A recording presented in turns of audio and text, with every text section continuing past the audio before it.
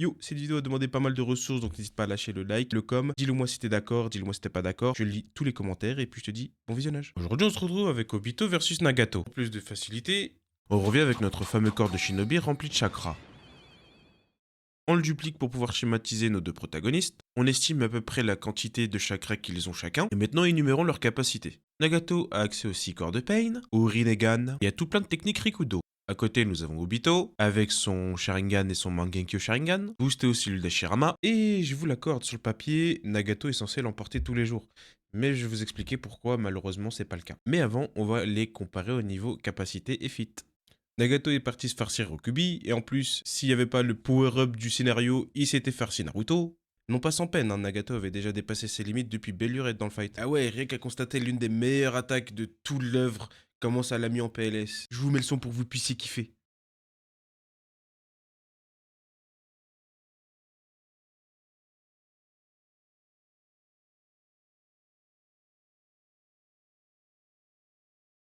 Shinra Tensei.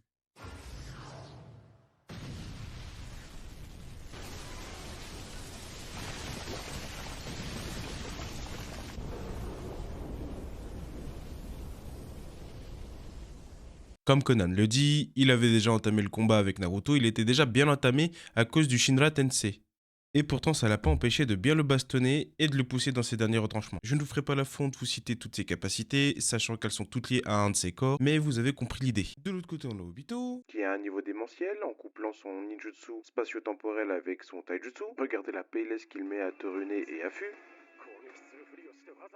Il leur met une petite vinaigrette Gusum, il a un katon de malade équivalent à celui de Madara, et son niveau en Kenjutsu lui permet de choper et le Jinchuriki et le démon à queue. Et même si l'ampleur des dégâts n'égale pas celle de Nagato, il a sacrément foutu le bordel à Konoha. Pareil, il a failli se farcir Naruto sans forcer, vous en avez la preuve avec ces images, et je vais en profiter pour débunker l'idiotie de certains de la communauté Naruto.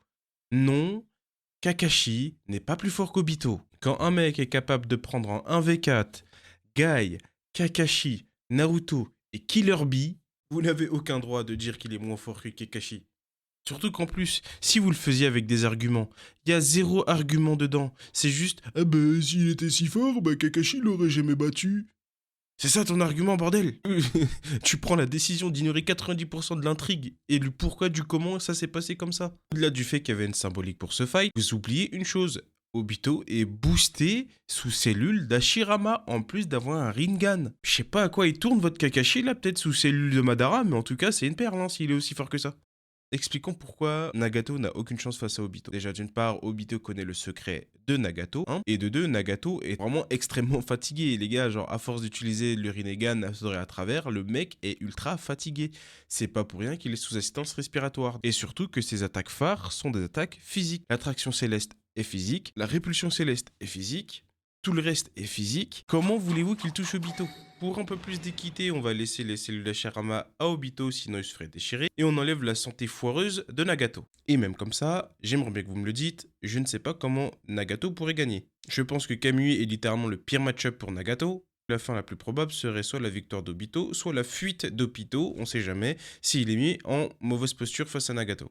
Dans le cas contraire, si c'est Nagato qui veut fuir, je ne sais pas s'il en aura la possibilité, mais ce qui est sûr, que ça donnera un combat épique. Bon, maintenant comparons. Selon moi, en ninjutsu, Obito se mange une mandale par Nagato. Effectivement, Nagato peut nullifier les ninjutsu et en plus de ça, absorber le chakra. Le mec est littéralement trop pété en termes de ninjutsu. En termes de taijutsu, je le donne quand même à Obito. Avec son ninjutsu spatio-temporel, il est insupportable au taijutsu, ne le testez pas.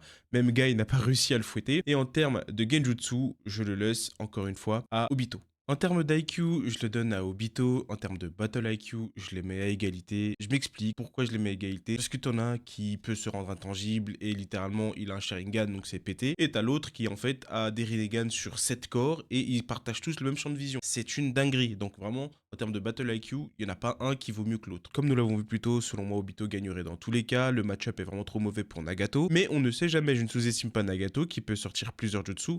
Le problème dans Naruto c'est qu'on sait que pas mal de personnages connaissent plein de jutsu mais ils les utilisent pas. Donc encore une fois, ce sera au bon vouloir de la personne qui imagine ce combat. Personnellement, moi je vois de A à Z Obito gagner. Dites-moi si vous n'êtes pas d'accord en commentaire. Et c'est sur cette conclusion que je vous dis au revoir. Salut!